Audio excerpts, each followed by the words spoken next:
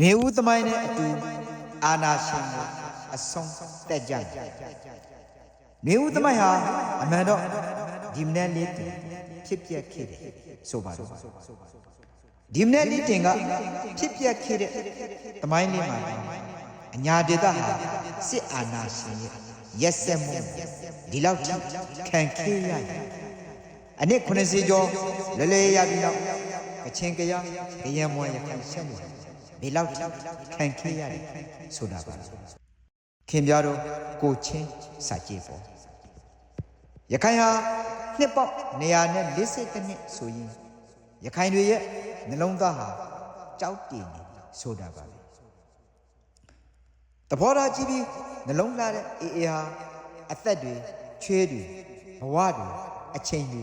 ပေးပြီးဒီကနေ့တနိုင်ငံလုံးအတွက်အာဏာရှင်ပျောက်ကြားရေးတိုက်ပွဲကိုရှေ့ဆုံးကဥဆောင်နေတယ်ပေါ့နှလုံးလှအေးနဲ့အတူအညာရဲ့ကချင်ရဲ့ရှမ်းရဲ့ကရင်ရဲ့မွန်ရဲ့ချင်းရဲ့နိုင်ငံအနှံ့ PDF လူမျိုးပေါင်းစုံလူငယ်တွေရဲ့ခွန်အားနဲ့